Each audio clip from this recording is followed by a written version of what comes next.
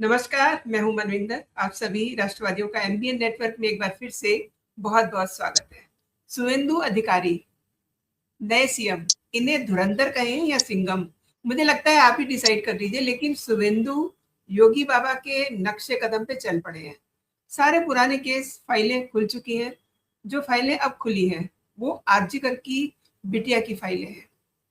जिसमें कैसे ममता बनर्जी ने अपने कुकर्मों को छिपाया है, वो ओपन होने जा रहा है। एंड आपको याद होगा, वो रूम जिसे खुदवा दिया गया था, वो कमरा जिसे पूरी तरह से खुदवा दिया गया था, सीसीटीवी कैमरे तोड़ दिए गए थे और सारे सबूतों को छिपा दिया गया था। वैसे ये ममता बनर्जी की एक अदा है कि गलत काम करो, उसके बाद उनके सबूत छिपा दो या मौके से लेने चले जाओ।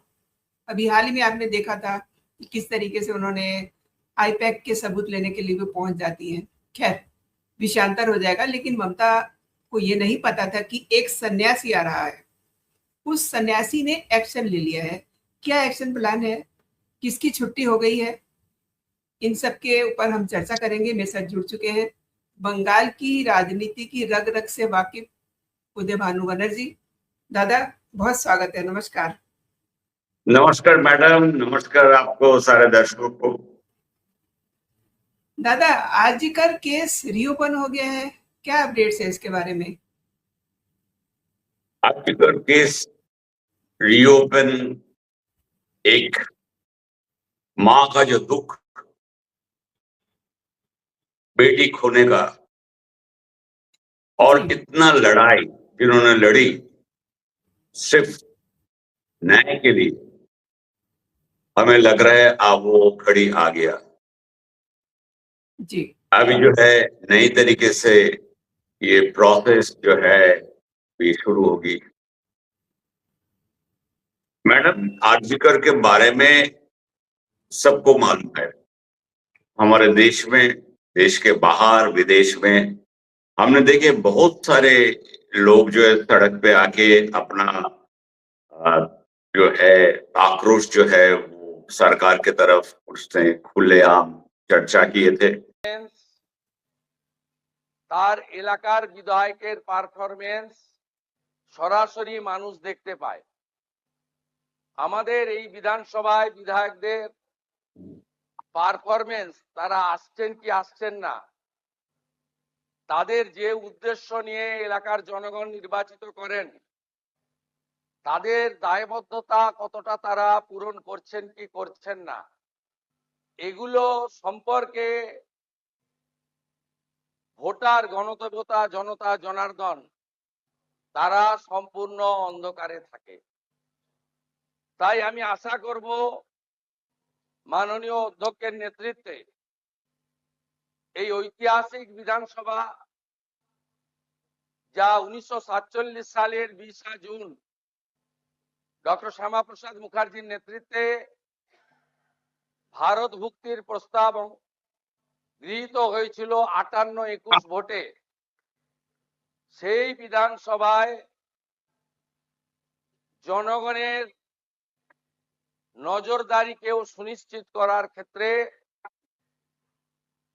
বিভিন্ন বিতর্ক, প্রশ্নোত্তর পর্ব, bill, budget, departmental budget, private member bill, calling attention, zero hour, mention ইত্যাদি সবকিছুই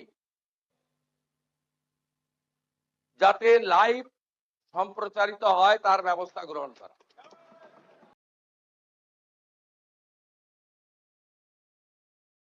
मैडम, एक लाइन में हम थोड़ा सा बांग्ला में, हिंदी में समझा देते हैं, क्योंकि बहुत सारे आपका दर्शक है भारत के चारों तरफ से जुड़े रहते हैं। जो शुवेंदु अधिकारी बोल रहे हैं, जो यहाँ पे संविधान पहली बार 1947 में जो 28 जून को जो पश्चिम बंगाल को भारत के अंगराज्य के हिसाब से डॉक्टर श्यामा प्रसाद मुखर्जी के असीम लड़ाई के बाद और अंतर्भुक्ति हुई थी, तो आज उनका सारे जो है जवाबदेही है जनता जो चुन के इन विधायकों को भेजते हैं असेंबली में, उस असेंबली का क्या कार्रवाई हो रहा है, क्या चर्चा हो रहा है, कैसे बजट बनता है, बजट पे कैसे डिस्कशन होता है, ऑपोजिशन का रोल है, वो सारे जनता के सामने ये रखने वाले हैं। बल्कि हमारे तो जो संविधान है, हमारे पार्लियामेंट का लाइव टेलीकास्ट बहुत साल पहले से शुरू हो गई थी, लेकिन यहाँ पे और बहुत स्टेट में भी होती है लाइव। हमने देखी यूपी में होता है, बहुत सारे देश में, स्टेट में ये, लेकिन वेस्ट बंगाल में ये सब कुछ नहीं था, क्योंकि यहाँ पे संविधान ही नहीं था। ये तो अलग संविधान से अपना चलते थे। ममता बनर्जी उनका अपना खुद का संविधान बनाए हुए थे, उसी का कानून, उसी का विधान, उसी का निदान, पता नहीं है।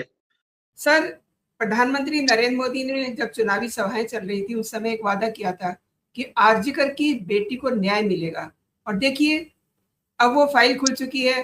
3 आईपीएस रैंक के ऑफिसर, उन पर गाज गिर चुकी है। जरा इसके बारे में बताइए। मैडम, आरजीकर का फाइल क्या, आरजीकर का एक लड़ाई का दूसरे फेज शुरू हुई। उस माँ जिन्होंने अपना बेटी को, जो डॉक्टर बेटी जिनको खोए थे, और ऐसे उनके साथ जो हुआ था बरोबर था, और जिस तरीके से उनको अंत हुआ था, उसका को वर्णना देना भी कोई भी सोचे समझे इंसान के लिए पॉसिबल नहीं है। तो मैं उसके डिटेल्स में नहीं जाना चाहता हूँ। जो बोलने जा रहा हूँ, जो उसके बाद क्या क्या हुआ था, उसके बाद हमने देखे क्या, वहां के पुलिस कमिश्नर कलकत्ता के विनीत गोयल साहब आए और सारे अपना जो है एविडेंस, सारे जो है इन्वेस्टिगेशन अपने हाथ में ले लिए। बल्कि एक मर्डर या सुइसाइड जो पहले कहा गया था, तो उनके लिए पहले सवाल उठता है, पुलिस कमिश्नर अपना दफ्तर छोड़ के रात भर वहां पे क्यों बैठे रहे। एक शहर में ऐसे घटना होते रहते हैं, और यूजुअली जो है वहां के ओसी, आईसी, एसपी या डीसी तरफ ये लोग जो है, मतलब फॉरेंसिक डिपार्टमेंट, सीआईडी, यही लोग आते हैं। लेकिन पुलिस कमिश्नर का उस पूरे घटना में 24 घंटा तक वहां बैठ के और सारे सब कुछ ऑर्गेनाइज करना, मतलब लॉ एंड ऑर्डर के नाम पे क्या चल रहा था वो हम लोग देखे। और दूसरी बात हमने क्या देखे, जो इनके माँ बाप जब पहुंचे, जिनका खबर मिलने के बाद, तो इनको अपने बच्चे को बॉडी देखने को नहीं दिया गया। उससे पहले उनको सीधा जो है उनका घर जो है पानीहाटी, वहीं ले गए। ये लोग पीछे पीछे भागे दूसरा गाड़ी में। अब सोचिए, मतलब दर्द का भी एक सीमा होती है, दर्द देने का। इनके साथ इस तरीके से दुर्व्यवहार हुआ, इनके पिता माता के साथ, बच्चे को डेड बॉडी नहीं देखने दिए। ये लोग पीछे पीछे भागे घर तक। घर तक जब पहुंचे तो पता चला बॉडी को क्रिमेशन में ले गए। कौन ले गए? लोकल काउंसिलर निर्मल घोष। और आपको मालूम है, मतलब कोई भी इलेक्ट्रिक क्रिमेशन जहां होता है वहां पे कुछ कार्रवाई होती है, जैसे डॉक्यूमेंटेशन वगैरह, वेरिफिकेशन, डेथ सर्टिफिकेट, इसको रिकॉर्ड में लिया जाता है। उसके बाद इसको नंबर एलोकेट करता है। तो ये डेड बॉडी मैडम तीसरे नंबर पे थे, लेकिन एक लोकल काउंसिलर जाके वहां के जो भी है कर्मचारी, उनको बोला नहीं नहीं, इनको 1 नंबर में डालो। तो इतना जल्दीबाजी क्यों था? फिर इनको जो है पुलिस के साथ मिलने का या बातचीत करने का, मतलब कोई कहीं से कुछ माँ बाप को बिल्कुल दर्ज किनारे किया, इनसे कोई किसी को साक्षात भी नहीं करने दिया, बातचीत भी नहीं करने दी। तो ये सब हो गया विनीत गोयल का ऑपरेशन। अभी उसके बाद इनकी नीचे के लेवल के जो है आईपीएस अभिषेक गुप्ता, जो उस एरिया जहां पे आरजीकर के जो एरिया आता है जिस थाने के अंदर, उसके डीसीपी थे। हमें पता चला उसके बाद क्या, ये होने के बाद ममता बनर्जी भी बड़े सारे जो है भड़काऊ भाषण और ये होना चाहिए, ये होना है। उसके बाद दूसरे दिन देखा गया खुद सड़क पे उतार गया, खुद सड़क पे उतार गया। इसीलिए और सारे नाराबाजी जो इसको पकड़ना चाहिए, ये करना चाहिए, वो करना चाहिए, हम कानून लाएंगे, ये सब सोच लीजिए पूरा कैसे नैरेटिव को या जनता को अटेंशन ये औरत घुमा देते थे। तो लोग सोचते थे कि आम आदमी क्या सोचता है, अरे चीफ मिनिस्टर सड़क पे आ गया, इतना भयंकर चीज है, ये जरूर कुछ करने वाले हैं। और फिर पता चला 24 घंटे के अंदर एक पकड़ को, एक अरेस्ट करके सिविक वॉलंटियर को बता दिया यही जो है मेन काल्प्रिट है। ये ममता बनर्जी का पॉलिटिक्स। और सर इसमें कुछ एक्शन भी हो गया ना, कुछ एक्शन भी हो गया है कुछ ऑफिसर्स पे। हाँ, तो मैं बता रहा हूँ तीन ऑफिसर का रोल मैं बता रहा हूँ। तो विनीत गोयल का बताया, कमिश्नर पुलिस। उसके बाद आरजीकर का जो एरिया है वहां के जो डीसी उस टाइम में थे अभिषेक गुप्ता के अंडर में आता है। फिर ये न्यूज लीक हो गया था जो ममता बनर्जी सरकार के तरफ से 15 लाख का एक कॉम्पेंसेशन देने के लिए अभिषेक गुप्ता को भेजे थे। इस खबर के पीछे और कुछ नहीं मैडम, आप पैसा लीजिए और कहानी किस्से को खत्म कीजिए। इतना शोर मचाने की कोई जरूरत नहीं, आपको सारे देखभाल करेंगे स्टेट, आप क्यों घबराते हैं। लेकिन उस बेटी का माँ इस पैसा को रिजेक्ट किए थे, नहीं लिए थे। वो बोले थे मुझे ये पैसा नहीं चाहिए, हमारा बेटी चला गया, इसका कोई तोल मोल हो सकता है क्या। और उसके बाद पिक्चर में कौन आई, इंदिरा मुखर्जी, ये भी आईपीएस। उनके बड़े बड़े प्रेस कॉन्फ्रेंस हम लोग देखते रहे लगातार, कभी क्राइम सीन दिखा रहा है, कभी कुछ फोटोग्राफ दिखा रहा है। और एक्चुअली उस फोटोग्राफ जो एक दिन दिखा रहे थे, जो लोग को बोल रहे थे ये फॉरेंसिक टीम का ये टीम में है, पता चला उसी में से 2 को सीबीआई ने अरेस्ट किया और वो वहां के जूनियर डॉक्टर थे।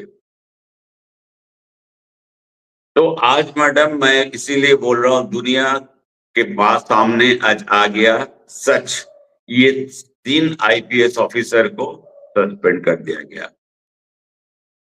और सिर्फ यही नहीं, इन 3 ऑफिसर को बाद में जब पब्लिक का प्रेशर आए तो ममता बनर्जी ने लोगों को ट्रांसफर किए थे। और ट्रांसफर मतलब क्या है, आप हैरान हो जाओगे, ट्रांसफर पोस्टिंग में उनको एक्चुअली इनडायरेक्टली रिवॉर्ड दिया गया। जिस विनीत गोयल कमिश्नर कलकत्ता पुलिस थे उसको आईजी क्राइम बना दिया, मतलब चोर कोतवाल हो गए, यही हुआ ना। लेकिन हर एक चीज का, हर एक पाप का जो है एक अंत होती है। तो इससे तो ये बच नहीं सकता है। हमें सुनने में आ रहा है जो कुछ कमीशन बैठेगा, अगर आप हमारा पर्सनल अगर चाहे विचार, हम इस कमीशन के साथ सहमत नहीं, क्योंकि कोई भी कमीशन इंडिया में कम से कम 3 से 4 साल लग जाता है उनका। कोई आता है, कोई नहीं आता है, फिर समन भेजो और वो रिटायर्ड जज के अंदर है, सब कुछ ठीक है, लेकिन इनका प्रोसेस जो है मुझे ठीक नहीं लगता है। तो मैं कमीशन नहीं चाहता हूं। अगर हमसे पूछा जाए, हम चाहते हैं सीधे से इस केस को सीबीआई से फिर से रीओपन किया जाए ऑन कोर्ट मॉनिटरिंग पे। तब एक टाइम बाउंड होगी और आपको रिजल्ट भी मिलेगा और पता चलेगा, देखिए सिर्फ मर्डर और रेप इस चार्ज नहीं है, सबसे बड़ी चार्ज इसमें है, उतना ही सीरियस मुद्दा है जब आप एविडेंस को मिटाते हैं। आपने मैडम बोले कैसे जो है 2 दिन के अंदर जो है क्राइम सीन को बिल्कुल बदला गया रेनोवेशन के नाम पे। एक दूसरा बात, जहां पे एक्चुअली डेड बॉडी मिला था वो रूम अभी भी सील्ड है और उस रूम में कोई इन्वेस्टिगेशन, कोई फॉरेंसिक एनालिसिस कुछ हुआ नहीं। क्या कहा गया जी, उस टाइम में इतना लोग आ गए थे जो सारे फॉरेंसिक एविडेंस लेना मुश्किल हो गया, ये सब मिट गए। भाई क्राइम हुआ है, सस्पेक्टेड डेथ है, ईयूडी केस है, means unidentified case, victim, postmortem नहीं हुए, तो आपका क्राइम सीन में इतना आदमी कैसे आ गए और कौन कौन आ गए? आरजीकर का एडमिनिस्ट्रेटर्स, सब जितने डॉक्टर्स थे, सारे हेड ऑफ द डिपार्टमेंट, उन लड़की का खुद जहां पे ये पोस्ट ग्रेजुएशन कर रही थी उनका एचओडी। तीसरी बात, क्या ये सिर्फ एक सिंपल एक घिनौना इंसिडेंट रेप मर्डर का है? अगर है तो इसके पीछे मोटिव क्या था? जिसने भी किया उसका पीछे मोटिव बहुत बड़ा वो इंडिकेशन, वही तो कुछ तो होगा, सोच के किया होगा, क्या है? जी बिल्कुल।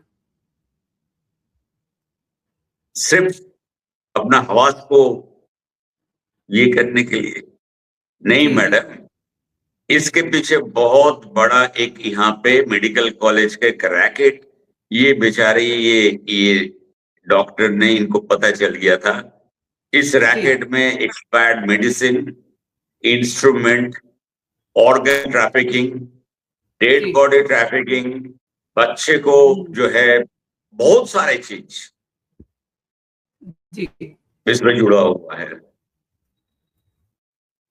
लाश घर से मुर्दा को गायब कर देना, उसका हड्डी बेच बाच के जो है ये सब चल रहा था। जी तो इसीलिए जो है इतना जल्दी जो है ममता बनर्जी इसमें कूद पड़े और इस आग को बुझाने में लग गए, और इस आग को बुझाने में ये सड़क पे उतर गई और फिर डिक्लेयर कर दिया, देखिए इस आदमी जिनको पकड़े हैं हमारा ही पुलिस पकड़े है, खाक पकड़े हैं तुम्हारे पुलिस, कुछ नहीं पकड़े हैं, कुछ नहीं किए, तुम्हारे पुलिस दबाने की कोशिश किए, इस केस को बिल्कुल कूड़ादान में फेंक दिए। सबसे क्रिटिकल और क्रूशियल होता है एविडेंस, फॉरेंसिक एविडेंस। उसके बाद अब सीबीआई का, अब दुनिया को सीआईए को बुला लीजिए, एफबीआई को बुला लीजिए, तो जहां पे एविडेंस नहीं मिलेगा तो वहां पे कैसे जाएगा? तो इसके साथ और से 2-3 चीज केसेस जुड़ा हुआ है जिसका एफआईआर ऑलरेडी है, जिनमें अरेस्ट हुआ था डॉक्टर संदीप घोष। अब कभी इनके साथ ममता बनर्जी क्या क्या रिश्तेदारी है ये भी बताएंगे, अभी तो ऐसा कुछ नहीं है छुपाने का। तो ये सब बड़े बहुत बड़ी साजिश के जो है नतीजा इस डॉक्टर को अपने जान से जो है छुपानी पड़ी। देखिए ये जो घटना है इसने मतलब पूरे देश को हिला के रख दिया था, और जिस तरीके से ममता दीदी के पास स्वास्थ्य विभाग था और वो खुद धरने प्रदर्शन कर रही थी, क्यों, वाई?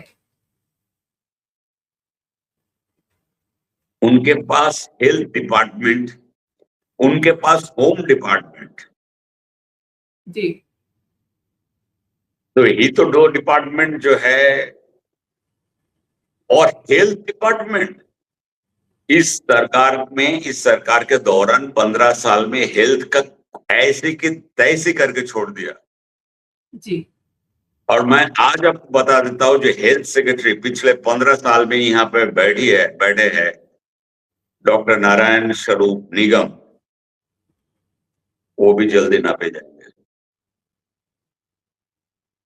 क्योंकि आरजीकर केस के बाद जितने डॉक्टर सड़क पे आए थे, जिनका ये प्रोटेस्ट में जो लोग शामिल हुए थे, उसमें जूनियर डॉक्टर्स से बहुत सीनियर डॉक्टर्स भी थे, मशहूर डॉक्टर्स से बंगाल के, सबको बहुत तरीके से ये आदमी, ये इंसान, ये जो आमला जो है, नौकर जो है, सरकार के टैक्स मतलब आम आदमी के टैक्स पे जिनको पगार मिलता है, इसने सबके गेस्ट में कुछ ना कुछ हैरेसमेंट, जिसको हैरेसमेंट, पोस्टिंग, ट्रांसफर, सस्पेंशन, ये सब किए हैं। और ये बहुत बड़ा धांधली इसमें भी है इनके काम। ये भी फाइल खुलेगी जो कोविड के दौरान वेस्ट बंगाल गवर्नमेंट जो खर्चा किए थे, सामान, बहुत सारे सामान में वो भी आएगा, ये भी हेल्थ डिपार्टमेंट पे बताएगा। तो ये आदमी बहुत जल्दी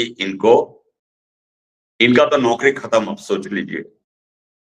अब कब होगा, आज होगा, कल होगा, मैं कोई ज्योतिष नहीं हूं, ये मैं बता नहीं सकता हूं, लेकिन सारे चीज जो है इकट्ठा कीजिएगा तो आपको सबसे पहले आएगा ये कंप्लीट फेलियर और हेल्थ डिपार्टमेंट का। आपने सर बहुत बड़ी बात की है, क्योंकि देखिए ट्रांसफर हो जाए, पोस्टिंग हो जाए, जिस माता पिता की बेटी चली गई उनकी बेटी वापस नहीं आएगी, लेकिन जब ऐसे सख्त कदम उठाए जाते हैं तो एक मैसेजिंग होती है, एक मैसेज जाता है ऐसे क्रिमिनल टाइप के लोगों में। आपने सर मेरे शो के लिए समय निकाला और विस्तार से आपने महत्वपूर्ण विषय पे मेरे दर्शकों को जानकारी दी। आपका बहुत बहुत धन्यवाद। जय हिंद, जय भारत। जय हिंद मैडम।